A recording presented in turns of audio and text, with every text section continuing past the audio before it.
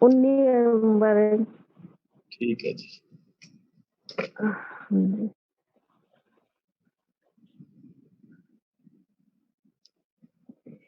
हाँ जी, शुरू करो। करिए।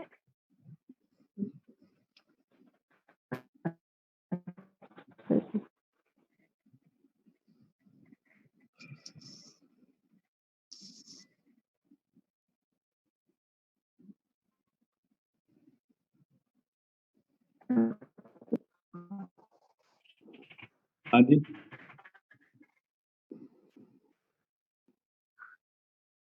अंदर हूँ ते बाहर हूँ, वत बाहो किथ लभी वे हूँ, जिगर जाके हूँ। हाँ जी। अंदर हूँ ते बाहर हूँ, वत बाहो किथ लभी वे कराहा, खून जिगर वो ठीक करो उसको जरा। आज बाहु का जो मतलब वास्तव में है, बा उर्दू का लफ्ज होता है।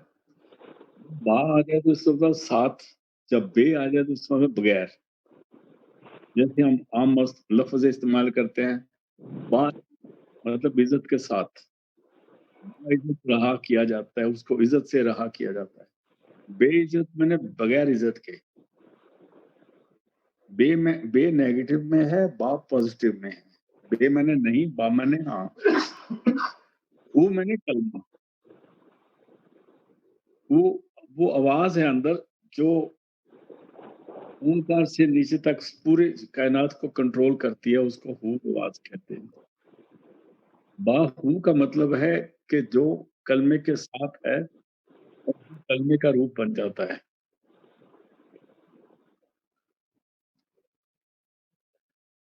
आज मैं देख रहा था,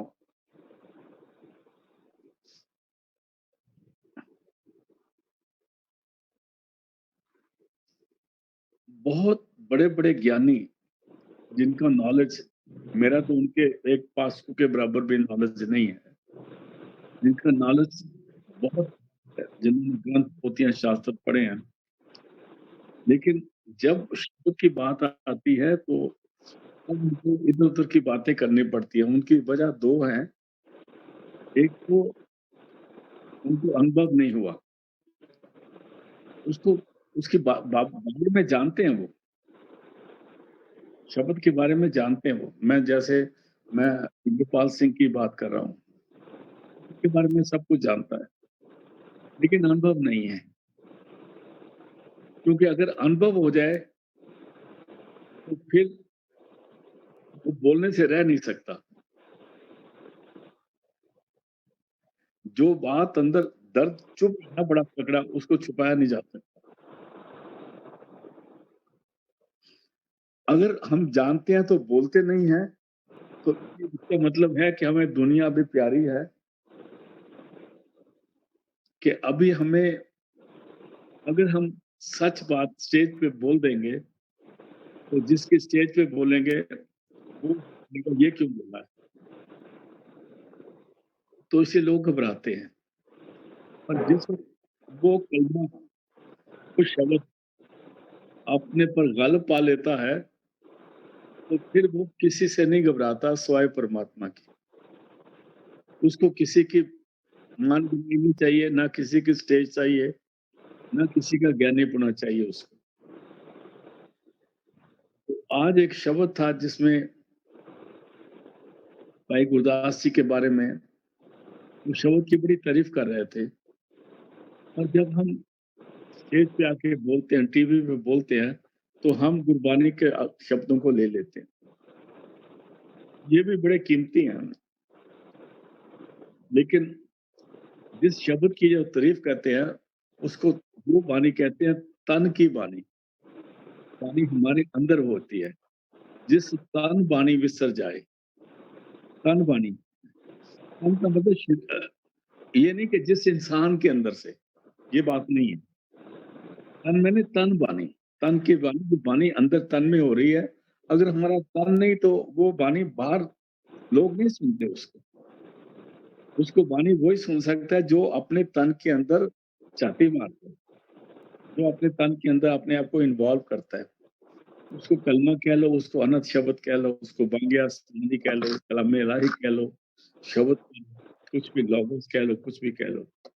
तो अभी बहुत सब कहते हैं कि हू की आवाज़, वो शब्द जब प्रगट होता है, तो वो ज़रे-ज़रे में होता है। अगर वो कान में उँगली दी जाए तब भी होता है, अगर ना दी जाए तब भी हो रहा है। क्योंकि हमारे कान में उँगली देने से वो शब्द प्रगट नहीं होने वाला। कान में जब हम कान बंद करते हैं लोग, तो वो इसलिए बाहर करते हैं ताकि हमारी आवाज़ बाहर, हमारी तवज्जो बाहर से हटे। तवज्जो बाहर बहुत चली गई हुई है। इसको हटाने के लिए हमें बार-बार अगर हम अपने कान बंद करें या कुछ करें, वो लगभग अभ्यास है सिर्फ़। लेकिन अगर वो शब्द प्रगट हो गया, तो फिर कान में उँगली देने की बात है ही नहीं, क्योंकि वो आवाज़ कानों के पास से नहीं आ रही। वो आवाज़ तो आ रही दूर से सदा तेरे बुलाने के लिए। वो तो ऊपर से आवाज़ आ रही है।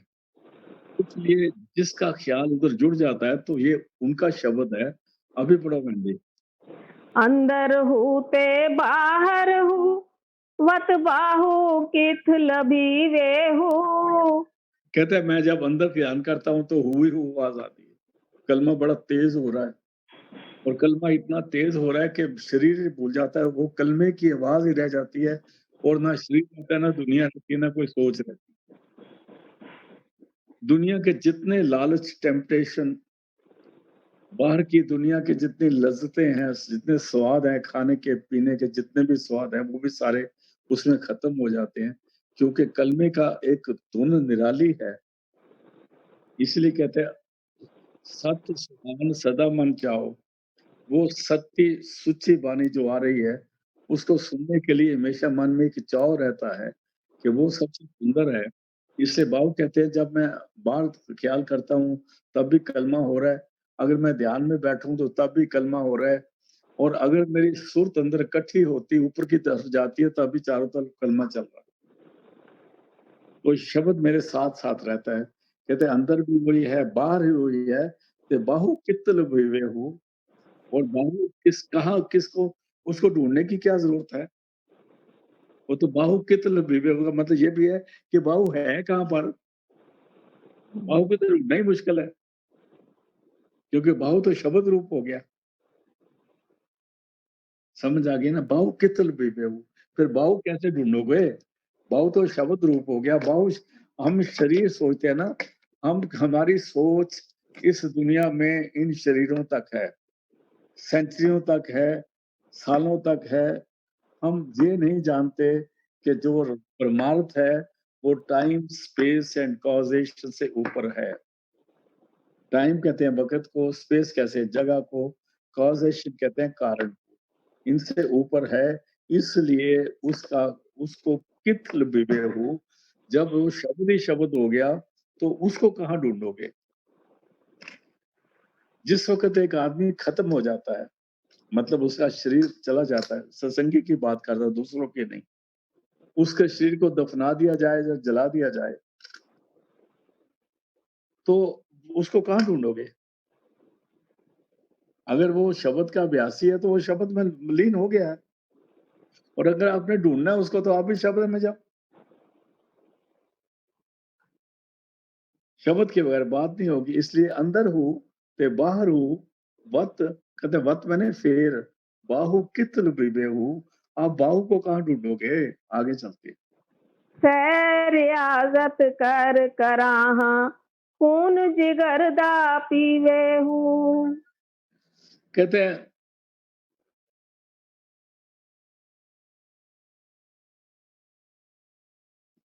जित रियाज़त कहते हैं अभ्यास को, जितनी मर्ज़ी रियाज़त कर जाओ,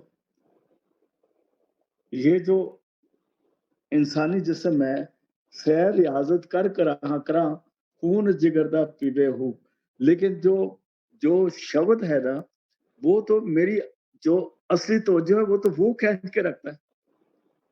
रियाज़त कहते हैं अभ्यास को।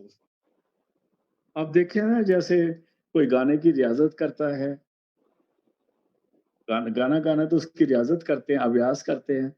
कहता है दुनिया में जितनी रियाज़त करके कोशिश करो, पाठ करता है, कोई किसी तरह करता है, कहता है मैं रियाज़त करने का मेरे को वक़्त ही नहीं मिलता। मेरी तो तवज्जो वही खींच लेता है। जो आपको हमेशा कोई काम नहीं करने देता ना, आपको बार-बार तंग करता है, उसको हम बोलते हैं तू मेरा खून पीना पिया है, मेरी जान छੱਡ, मैनू वेला छੱਡ। पंजाबी का लफ्ज़ है ना, मेरा खून पी रहा है तूने। सुबह से शाम तक मेरा खून पीता रहता है। ये कई दफ़ा ना घर में मियाँ-बीवी की लड़ाई होती है, वो भी यही बोलते हैं एक-दूसरे को। समझ आ गई? क्योंकि खून पीने का मतलब है कि ध्यान उसी तरफ रहना है। यहाँ खून पीने का मतलब है कि जो शब्द है ना, वो मेरा खून पीता है। ये कोई बुरी बात नहीं है। शब्द ने मेरी पूरी अटेंशन को अपनी तरफ खींच के रखा हुआ है। उसको शब्द को प्रकट करने के लिए मेरे को कान में उँगली डालो या कुछ और करो, कुछ हासिल नहीं करना पड़ता। वो तो लगातार खून पिए जा रहा है, लगातार खींच के रखता है अपने ख्याल को। इसलिए मैं फुली इन्वॉल्व करता है। हाँ जी, आगे। लाख हजार किताबां पढ़ के दानिशमंद सदीवे हूँ। लोग जेड़े दानिशमंद कहते हैं, जिसको हम अक्लमंद कहते हैं या दानिशमंद कहते हैं, दानिश भी अक्ल को ही कहते हैं। तो दानिशमंद किसको कहते हैं? जो बहुत अच्छी किताबें पढ़ के बड़ा आलम फाजिल हो गया, जिसने पीएचडी वीएचडी कर दी, वो दानिशमंद हो गया, सारे उसको कहते हैं जी बड़ा पढ़ा लिखा है। वो कहते हैं लोग दानिशमंद बनते हैं हजारों किताबों पढ़ने के बाद, उसका अभ्यास करने के बाद, फिर उस पर थीसिस लिखने के बाद, फिर उसको बयान करने के बाद में वो दानिशमंदी को हासिल करते हैं, लेकिन शब्द को नहीं हासिल करते। उनको अक्ल आ सकती है बात की, उनको व्यास आ सकता है, वो वेदों का ज्ञाता हो सकता है, वो हाफिज साहब हो सकते हैं, वो हाजी साहब हो सकते हैं, लेकिन वो बाहु नहीं हो सकते जो शब्द से मिलके एक हो गया। आगे चलो। लाख हजार किताबां पढ़ के दानिशमंद सदीवे हूँ। नाम फकीर तहेंदा बाहू कब्र जहेंदी जीवे हूँ। सदी में मैंने किताबें पढ़ के दानिशमंद कहलाते हैं, कहते हैं लेकिन फकीर किसको बोलते हैं? उस परमात्मा का आशिक, उस परमात्मा का प्यारा किसको बोलते हैं? कहते हैं कब्र जिनादी जीवे हूँ। कब्र का मतलब ये होता है, ये जो शरीर है ना, इसको कालिब भी कहते हैं, भी कालिब कहते हैं, और जब इसमें जान नहीं रहती तो इसको कब्र कहते हैं। लेकिन जो परमात्मा के आशिक हैं, प्यारे हैं, जब उनका ध्यान ऊपर चला जाता है, दसम द्वार क्रॉस करके अंदर की तरफ चल जाता है, तो उनका सांस चलता रहता है। उनके सांस की स्पीड जो है ना कम हो जाती है। जैसे आप नॉर्मल में 15-16 है, अगर आप बड़ा हैवी खाना खा लो या कोई एक्सरसाइज करो, उसमें श्वास जो है 30-40 तक चले जाते हैं 1 मिनट में। लेकिन जब अभ्यास में जाते हैं, तो श्वास जो है वो 15 से 14, 13, 12, 10 नीचे आ जाते हैं, ज़्यादा नीचे नहीं आते। तो इसका मतलब है, इसके अंदर आत्मा तो नहीं है, लेकिन श्वास चल रहा है। तो ये शरीर की कब्र, जो फ़कीर हैं, वो पारब्रह्म में पहुँच के भी उनका शरीर जिंदा रहता है, इसलिए उनको फ़कीर कहते हैं। जो अभ्यास करते हुए जीते जी मरना सीख जाते हैं, उनको फ़कीर कहा जाता है। हाँ जी। अलिफ अला चंबे दी बूटी मुर्शिद मन विच लांदा हूँ। जित गत उत्ते सोना राजी ओहो गत सिखांदा हूँ। जब ये शरीर शिष्य का गुरु के हवाले हो जाता है, इसका मतलब हवाले हो जाता है जब गुरु किसी को अपना बना लेता है, जिसको नाम दे देता है, उस उसकी जो सुरत है, उस सुरत को अपने अंदर जोड़ लेता है। और जब उसको पूरा अपना बना लेता है तो उसकी सुरत अपने अंदर रखता है। तो जो गुरु चाहे वो करता है। यहां तक हो जाता है कि अगर आपने कोई सवाल का जवाब पूछना हो तो आप गुरु से वो सवाल पूछो, तो उसके प्यारे शिष्य से सवाल पूछो, दोनों का जवाब एक होगा।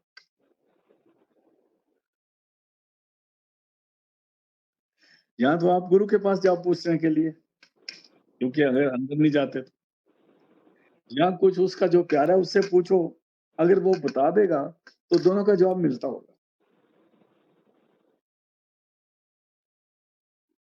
क्योंकि जो शिष्य है ना, जिसको गुरु अपना बना लेता है, अलग चंबे दी बूटी मुर्शिद जिसके मन विच लगा देता है, मतलब अपना वायरलेस सेट उसके अंदर रख देता है।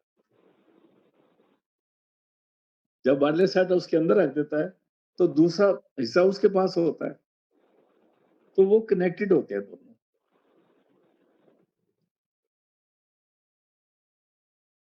जो मुर्शिद है वो तो गुरु है, परमात्मा है। जो मरीद है वो मुर्शिद नहीं है, पर उससे पावर ले रहा है, उसके अंदर भी उतनी ताकत होती है। फिर जब उनका दोनों का कनेक्शन हो जाता है तो जो मुरीद होता है, जो शिष्य होता है, उसका मन इतना हावी नहीं होता कि अपनी मर्जी कराए। जो मुर्शिद की रजा होती है वो ज्यादा हावी होती है, और जो मुर्शिद की रजा है वो अपना काम करवा देती है। अगर हम मुर्शिद की रजा में रहें, जिसमें कहते हैं राजी है मुसी में जिसमें तेरी रजा है, जिसको गुरु नानक साहब पहली पौड़ी में कहते हैं हुक्म रजाई चलना, उसकी रजा में रहना। ये आगे यही मतलब है इसका। हुक्म कहते हैं शब्द को, और उसकी रजा में रहना, अपने आप को सबमिट करना। जिस वक्त गुरु के हवाले हो गए, फिर हमको कोई भी काम करते वक्त सिमरन जरूर करते रहना चाहिए। और जब वो अभ्यास बन जाएगा तो जो हुक्म है वो अपनी रजा मनवा लेगा। ये है यहाँ पर मतलब अल्फ अल्लाह चंबे दी बूटी मुर्शिद मन विच लांदा हूँ, जिसके मन के अंदर, जिसको अंदर शब्द दे दे, जिस गत उत्ते गत मैंने जिस तरीका, जो स्पीड, जो चाहत, जो बात सोना राजी हो, वो गत करा सिखांदा हूँ, उसको वैसा ही काम सिखाता है। उसका टाइम वेस्ट नहीं करता, उसको यह कर लूं या ये कर लूं या वो कर लूं नहीं होता। गुरु वो काम करवा देता है। हाँ जी, आगे। हरदम याद रखे हर वेले सोना उठांदा बहांदा हूँ। फिर वो इंसान उसको हर वक्त याद रखता है। अगर वो उठता भी है तो कहता है मेरे को गुरु ने उठाया, बैठता है तो सोचता है गुरु ने ही बिठाया, खाना गुरु खिला रहा है, ये काम गुरु कर रहा है। हम लोग भी कहते रहते हैं महाराज जी ने ये करते हैं, महाराज जी ने ये किया, हम ड्रामाबाजी करते हैं वैसे। आम से सगी कर रहे हैं, नहीं महाराज जी ने ये किया, महाराज जी ने ये किया। और फिर हम जब दुनिया से बात करते हैं, जो हमारे साथ अच्छा हुआ वो महाराज जी ने किया, महाराज जी ने किया कर देना। और उसके बाद जो कोई और बात है चुप कर जाते हैं। तो लेकिन बात ये है कि जो गुरु का हो जाता है, उसको हर एक्शन गुरु अपने रिमोट से उससे करवाता रहता है। हरदम याद रखे हर वेले सोना, सोना मैंने गुरु उठांदा बहांदा हूँ। उसको याद रखता है कि गुरु ही उसको उठाता है और बहाता है, गुरु ही उससे सारे काम लेता है। इसको गुरुमुखता कहते हैं, और ये गुरु कृपा से प्रकट होती है। सिमरन से तो लगे रहना चाहिए। हाँ जी। हरदम याद रखे हर वेले सोना उठांदा बहांदा हूँ।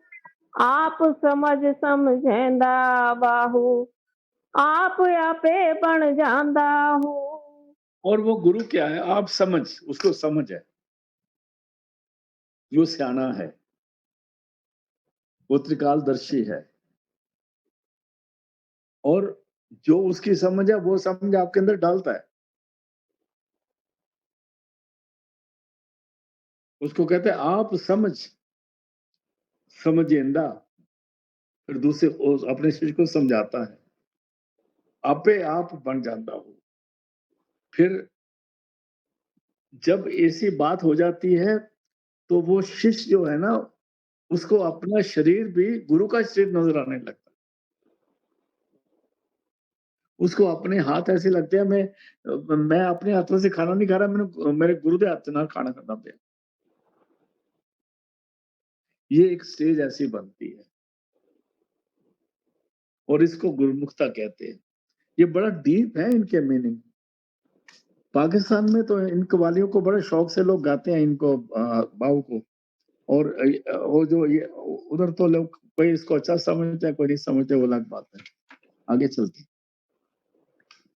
बाहू बाग बहारा खिड़िया नरगिस नाज शर्म दाहू। हाँ जी। बाहू बाग बहारा खिड़िया नरगिस नाज शर्म दाहू। दिल विच काबा सही कितो से पाको पाक पिरम दाहू। नरगिस एक फूल गिना गया है जो बड़ा खूबसूरत गिना गया है। उस फूल के नाम पर कई मुसलमानों के नाम नरगिस भी हैं। एक हीरोइन भी नरगिस थी।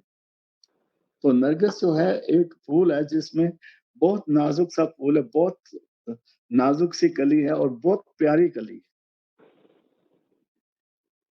तो उसको कहते हैं अंदर जो, जब अंदर में जाता है, रूह जाती है शिष्य की 9-10वीं गली क्रॉस करके, जिसको संत सिंह हमने जाके देख लिया ले किरत किरा गुजर। जब उस तरफ जाता है तो बाहू कहते हैं अंदर तो बाग बहारा खिड़ी, अंदर बहुत खूबसूरत फुलवाड़ियां लगी हुई, अंदर तो बहुत खूबसूरत बगीचे बने हुए हैं। कहते हैं इतने खूबसूरत हैं कि नरगिस भी शर्माती है उसके सामने। जो नरगिस की कली है ना, जो इधर बहुत खूबसूरत गिनी जाती है, सब फूलों में खूबसूरत नरगिस गिनी जाती है।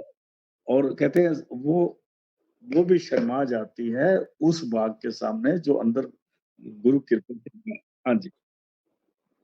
दिल विच काबा सही कितो से पाको पाक पिरम दाहू। वो फिर क्या करता है, मुर्शिद क्या करता है कि उसमें दिल विच दिल विच काबा सही कीतो, असली जो काबा है वो दिल विच दिखा देता, सही कीता मैं दिल में उसको नजर आ गया।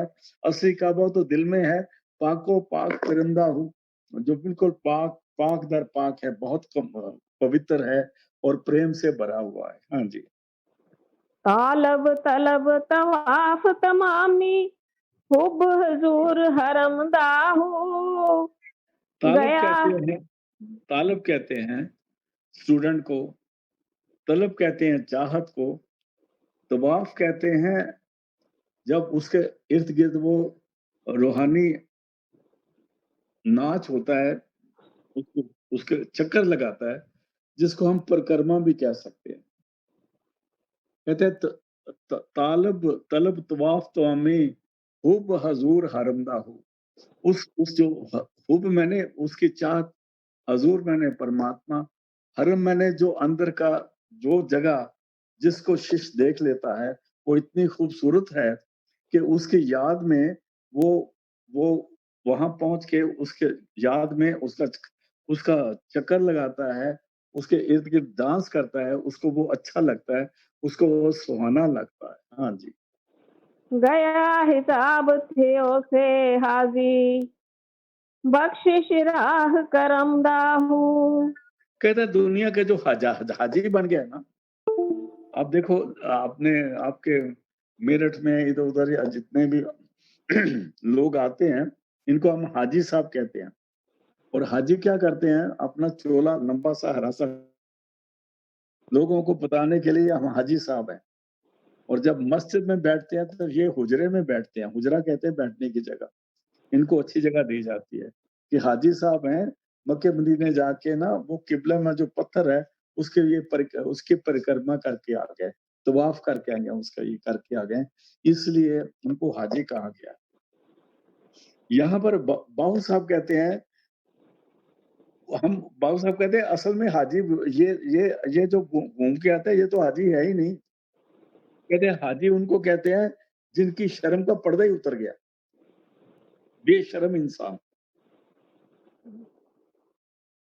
गया हजाब थीव से हाजी। अगर तेरा शर्म का पर्दा उतर गया ना, बेशर्म इंसान हो गया, बदतमीज इंसान हो गया, जो कुरान को भी गलत कोटने करने लग गया, कहते हैं उसको हाजी कहते हैं संतों की नजर में। मैं नहीं कुछ कह रहा, जो बाउस कहते हैं मैं वो बयान करता हूँ, बात तो सच कह रहे हैं। कहते हैं हाँ, गया हजाब, हजाब कहते हैं पर्दे को, थीव से हाजी, तब तू हाजी बनता है। और दूसरा असल में कौन था? बख्शिश रा करमदा हो। लेकिन जो उस परमात्मा का करम और रहम है, जिस पर वो हो जाता है, जिसका अंदर का पर्दा खुल जाता है, जिसकी सुर्त शब्द को मिल जाती है, वो बख्शिश का वो रास्ता है, ये बाहर जाने का रास्ता नहीं। हाजी वो है जो इस शरीर में हज करके अंदर जाए। जो बाहर मक्के मदीने इधर नदेड़ नदूड़ इधर उधर घूमते हैं, ये हाजी बाजी नहीं है। ये दिखावे के रब के आशिक हैं, पैसा बनाते हैं, गवर्नमेंट से लेते हैं जिसको कहते हैं वो सब्सिडी, और उधर से सामान खरीद के इधर आके बेचते हैं, सोना और ये वगैरह वगैरह। तो कहते हैं साहब है, आगे चलते बगदाद शहर दी क्या निशानी, उच्चियां लम्मियां चीड़ा हूँ। बात ऐसी है कि जहां से आपको सौदा मिलता है ना, जहां से आपका प्यार मिलता है ना, वो जगह आपको हमेशा याद रहती है, वो नहीं भूलती। मैंने परसों एक वीडियो मेरे को मिला जिसमें कोयटा बलोचिस्तान का गुरुद्वारा जो है ना, वो 3-4 दिन पहले गवर्नमेंट ऑफ बलोचिस्तान पाकिस्तान ने सिखों को दे दिया। और जब मैं तीसरी चौथी पांचवी छठवीं जमात में पढ़ता था तो मैं उस गुरुद्वारे में कई दफा गया था। तो उस गुरुद्वारे का जो बिल्डिंग है उसको मैं बार बार देख रहा था,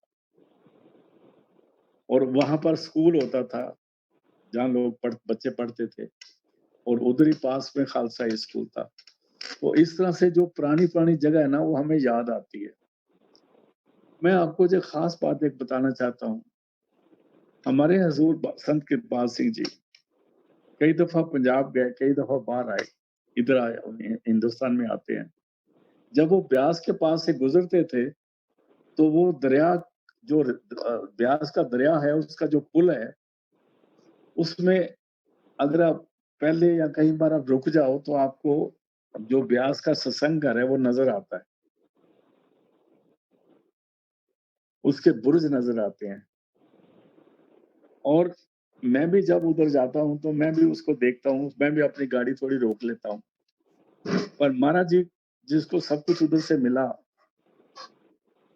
तो वो कहते हैं मैं जब उधर जाता था तो रास्ते में गाड़ी रोक के आंखों में कुछ आंसू आ जाते थे, 2 आंसू बहा के, और फिर मैं गाड़ी स्टार्ट करके आगे जाता था। क्योंकि जो मुर्शिद का घर होता है ना, वो एक उसके साथ अट्रैक्शन होती है, जमीनों से अट्रैक्शन नहीं होती, पर वहां जाके उसकी याद बनती है।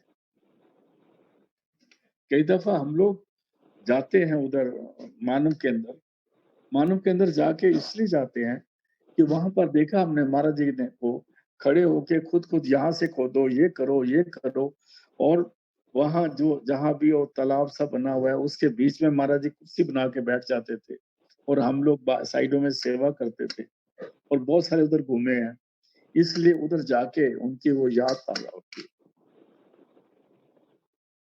अगर कोई कहे कि हम मानव के अंदर मत्था टेकने जाते हैं, तो मेरे ख्याल वो उसकी भूल है। हम तो उसको मत्था टेकने जाते हैं जिसके दर्शन मानव के अंदर में लगातार होते थे। और मानव के अंदर की एक और बात बता दूं, क्योंकि उस वक़्त मैं उधर ही था। तो एक दफ़ा महाराज जी ने मेरे को बुलाया जब सेवा चल रही थी। मेरे को बोलते इधर आ मेरी गल सुन। कहते देख ये बंदे सेवा कर रहे हैं ना, मैनू कोई मानव केंद्र बनाने का शौक नहीं हैगा। मेरे को मानव केंद्र से कोई अट्रैक्शन नहीं है। मेरे को अट्रैक्शन अपने सत्संगियों से है। जब ये याद के सेवा करते हैं तो मैं इनके प्यार को देख के इन पर वो बख्शिश करता हूँ जो भजन बैठने से भी नहीं होती। वो प्यार की सेवा की बात करते हैं। सेवा तो सभी करते हैं, बिल्ले ला के। बिल्ले ला के सेवा भी करते हैं, बिल्ले ला के संगत को धिक्का भी देते हैं। बिल्ले ला के संगत को मरवाने की भी कोशिश करते हैं, सुपारियां भी देते हैं बिल्ले ला के। बिल्ले ला सेवादार बन के कोई सेवा नहीं होती। सेवा कोई अलग चीज है। इसलिए सेवा जब तभी बनती है जब अंदर का सिमरन और सुर जो शब्द को जुड़ी हो। नहीं तो हम ऐसी जगह पर जाके भी अपनी बेईमानियां शुरू करते हैं। इस बंदे को मरवा दो, इसकी सुपारी दे दो, इसको बैठे बैठे को जला दो, इसको ये कर दो। ये सामने हमारे सामने है बातें ये सारी। मैं इसलिए कहता हूं कि जो ये बातें करते हैं वो भी सेवा ही कर रहे हैं, क्योंकि उनकी सेवा जो है वो नेगेटिव हो जाती है। जैसे गर्म हवा होते कूलर के वहां से हवा बदल जाती है, ऐसे ही जो रूहानियत वाले बात है ना, जो सत्संग है ना, सारे लोग सुनते बड़े प्यार से। जब एक गलत आदमी के दिमाग में घुस जाए तो उसका असर गलत हो जाता है। जब तक हमारी सुर्त शब्द के साथ कनेक्ट नहीं होती, हमारे एक्शन गलत हो जाते हैं। सेवा प्रसाद बाबा सावन सिंह से उन्होंने भी लिया था, जो संत कृपाल सिंह को गोली मारने के लिए आ गए थे। उन्होंने भी प्रसाद बाबा साहब सिंह से झोलियां भर भर के प्रसाद लेते थे, क्योंकि मैंने देखा उन लोगों को।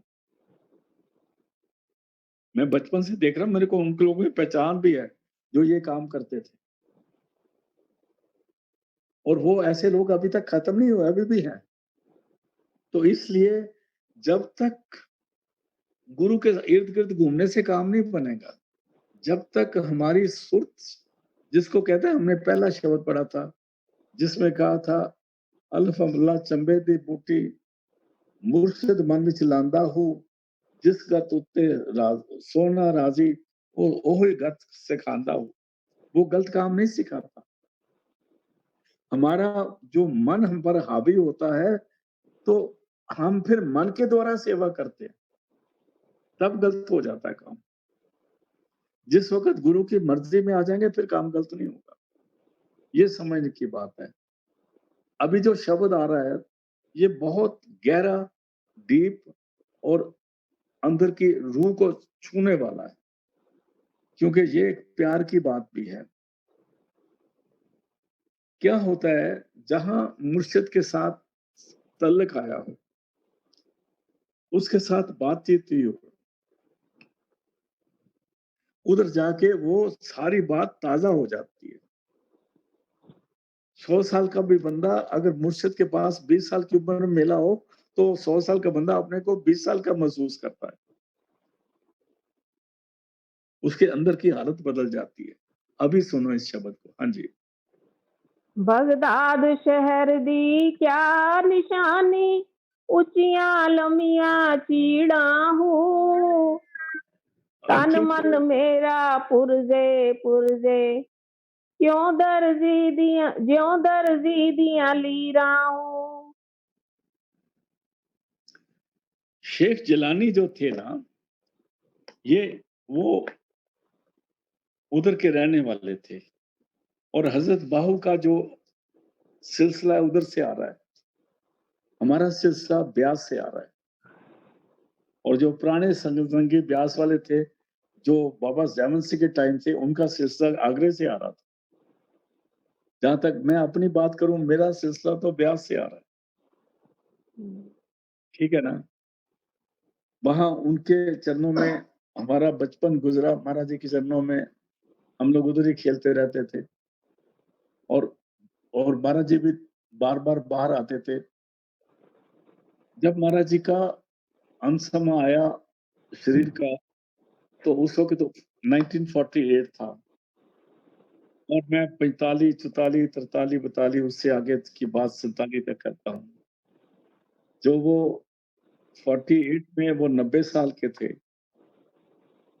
तो 45 में 87 साल के होंगे, 86 साल के होंगे, 85 साल के होंगे। लेकिन उनकी चाल जो थी ना, वो बड़ी निराली थी, बड़ी तेज़ चाल थी। जिस वक़्त महाराज जी आगे चलते थे, उनके हाथ में सोटी होती थी, तो जब महाराज जी आगे चलते थे, तो पीछे वाले थे, वो दौड़ रहे होते थे। मतलब 85-80 साल की उम्र में 80 साल की उम्र में तो वो मेरा ख़्याल 30 साल के जवान होंगे। मैंने तो वो बहुत लंबी उम्र है। लेकिन 85-86 साल की उम्र में, 87 साल की उम्र में इतने तेज़ चलते थे कि लोगों का ये हाल था और लाल सुर्ख उनका रंग होता था और बड़े प्यार से देखते थे और हम बच्चों को बाहर आके बड़ा प्यार से बोलते थे। तो वो बातें याद आती हैं। इसलिए यहाँ पर बाबू साहब को अपने भी गुरु दादा गुरु की बातें याद आ रही हैं। गौर से सुन बगदाद शहर दी क्या निशानी, उच्चियां लंबियां चीड़ा हूँ। पीड़ा के अंदर ना वो दरख़्त होते हैं ना, चील के दरख़्त होते हैं, लंबे चील के दरख़्त होते हैं। एक मतलब 1 मिनट। हाँ, जिसको चील के दरख़्त बोलते हैं, लंबा दरख़्त होते हैं। आप वो दरख़्त आपको पहाड़ी इलाकों में मिलते हैं। जो सड़क श्रीनगर से बारामूला में जाती है, वहाँ पर भी वो दरख़्त हैं और मतलब उस इलाके में वो दरख़्त थे। कहते हैं बगदाद शहर की निशानी क्या है कि वहाँ पर बड़े सुंदर उगते लंबे दरख़्त हैं, बीच में सड़क और रास्ते जाते हैं। फिर पढ़ो जी।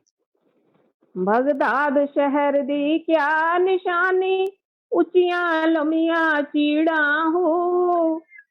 तन मन मेरा पुरजे पुरजे, जो दर्जी दियां लीरा हो। पता है जिस वक़्त मेरे को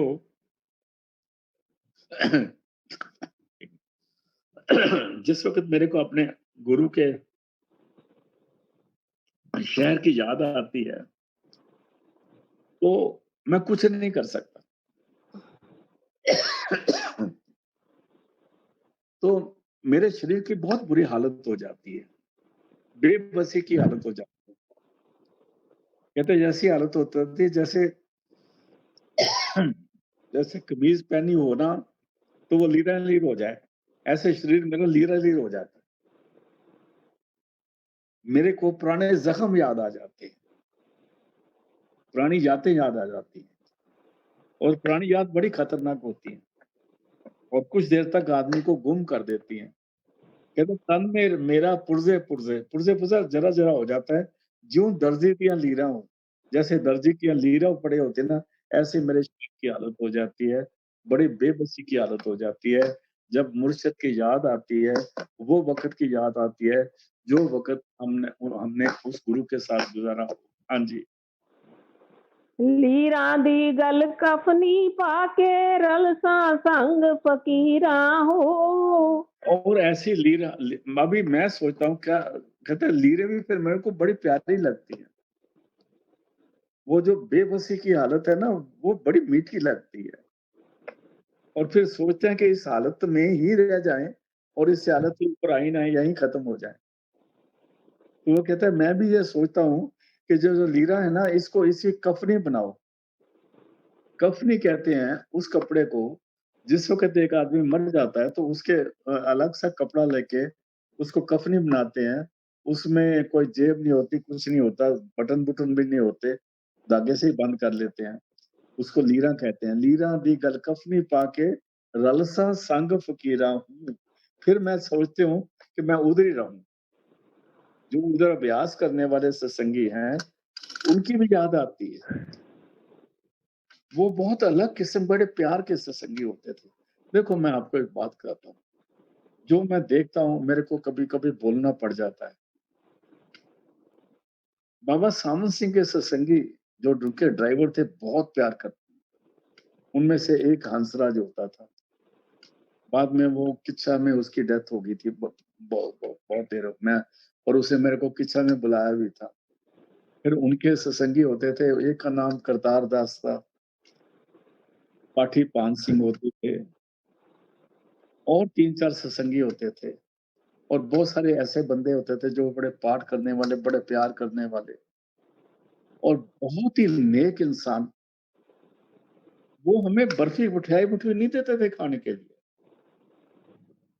उनके पास जाते थे ना, तो हमारा दिल करता था इनके पास बैठे रहो।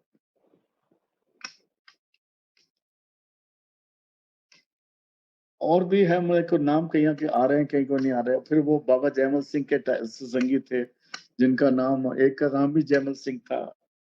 ऐसे और बड़े सत्संगी थे, पुराने सत्संगी थे। तो कहते हैं उनको हम, वो फकीर हैं, वो उसको याद करते रहते हैं, उसके प्यार में बने रहते हैं, वो हमेशा ही उसको याद करते हैं। कहते हैं फिर मेरा दिल करता है कि मैं उधर ही रहूं। कहते हैं लीरा दी गल कफनी पाके लालसा संग फकीरा हूँ। फिर कहते हैं आगे क्या, रहूंगी कैसे? शहर बगदाद दे टुकड़े मंगसा करसा मीरा मीरा हो। मीरा मीरा कहते हैं मेरे शहंशाह, मेरे शहंशाह। कहते हैं रोटी खाने लग गया, 2 रोटियां जिसने बिलियां मुंह के खा के फिर आगे चल पड़े। ये जो स्वाद खाने के है ना, ये वेले बैठे ने काम है। जिनको ये दुनिया में पता है कि हर टाइम बड़ा कीमती है, वो उनकी हालत और होती है। हाँ जी, आगे चलते हैं। बगदाद शरीफ वंज कराहा सौदा ने की तो से हूँ। हाँ हाँ जी, हाँ जी, पढ़ो। बगदाद शरीफ वंज कराहा सौदा ने की तो से हूँ।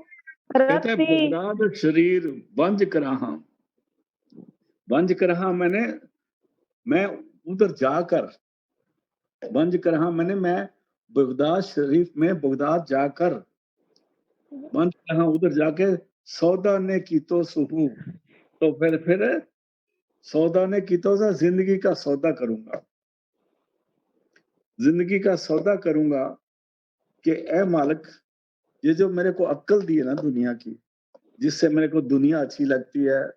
जब कहते हैं ये प्लॉट बड़ा अच्छा है, ये मकान बड़ा अच्छा है, यहाँ पैसा लगा दो, यहाँ सूद आ जाएगा, यहाँ ये आ जाएगा, ये जो अक्ल है ना, ये इससे मेरा नाश कर दिया। रोटी तो 2 टुकड़े खाने थे, बाकी तो जिंदगी खराब कर ली है। इसलिए गौर से सुनो, बगदाद शरीफ वंज कराहा सौदा ने की तो सुहू। वहां जाके फिर मैं सौदा करूंगा अपनी अक्ल का। क्या बोलूंगा? रत्ती अकल दी दे कराहा भार गमा दा गिदो से हूँ। मैं कहूंगा क्या मेरे मालिक, मेरी अक्ल की ना एक एक रत्ती ले ले, और मेरे को अपने प्यार का गम दे दे।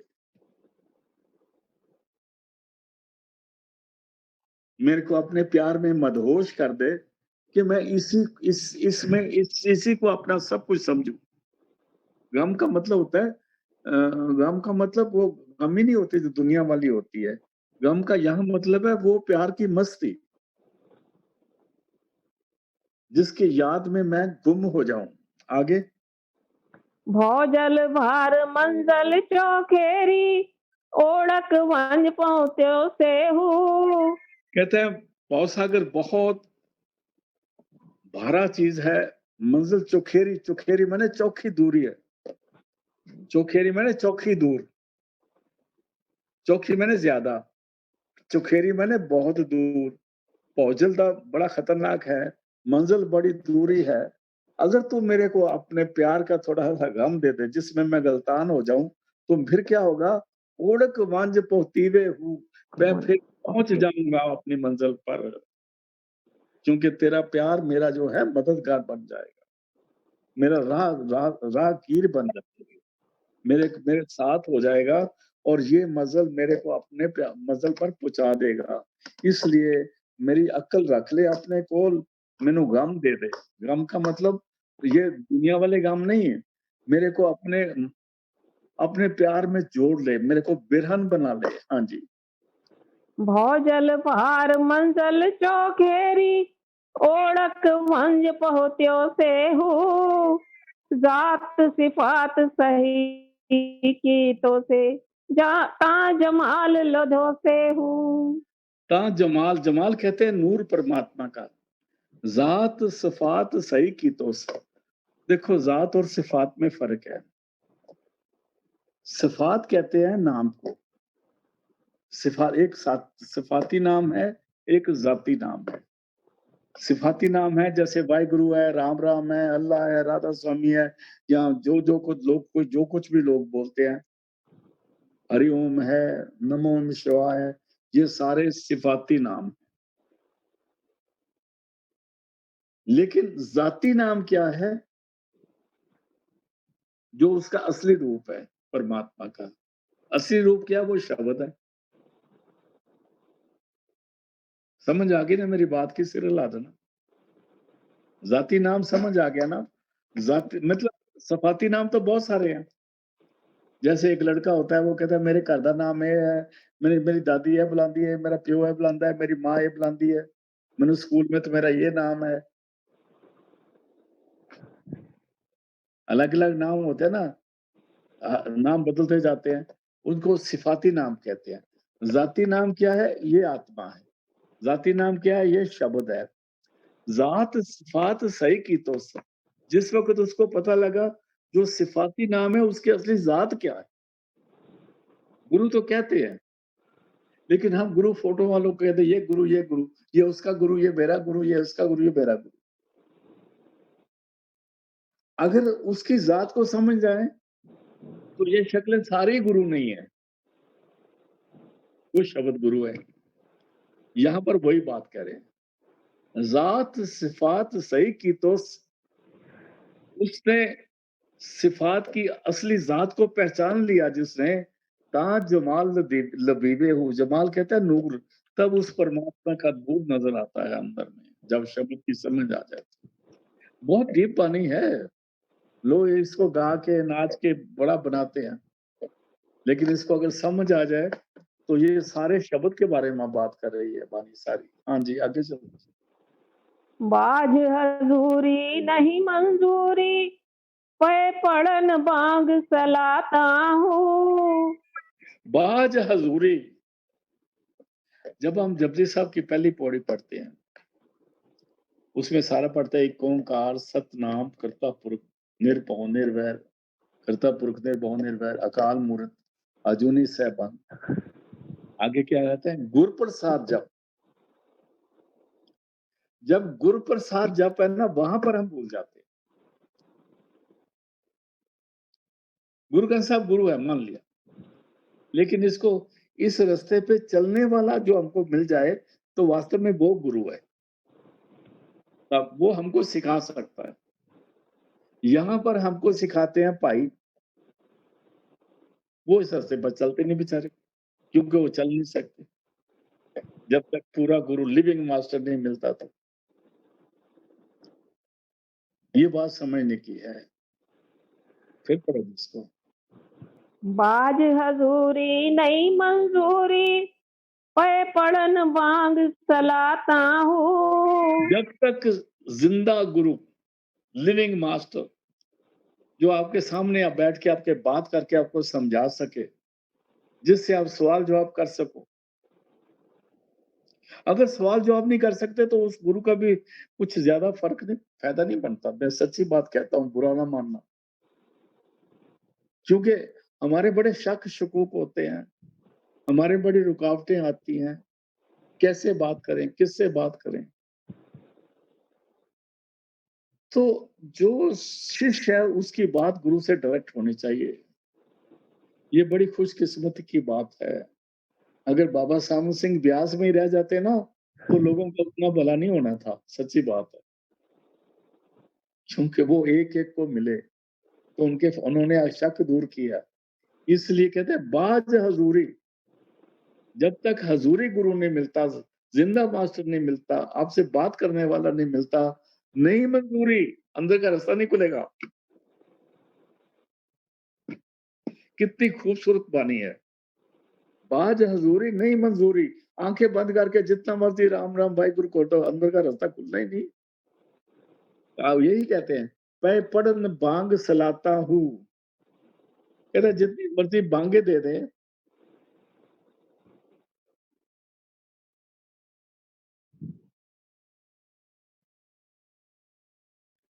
बांग दे के जब ये कहते हैं ना बांग देते हैं पहले अल्लाहू अकबर बोलते हैं उधर खड़े होके, ऐसे कान में उँगली डाल के बोलते हैं अल्लाहू अकबर बोलते हैं। कहते हैं जितनी मर्ज़ी बांगा देते हैं। सलाता कहते हैं जिस वक़्त नमाज़ पढ़ने के बाद जब नमाज़ समाप्त होती है तो सारे ऐसे हाथ करते हैं, ये माँगते हैं।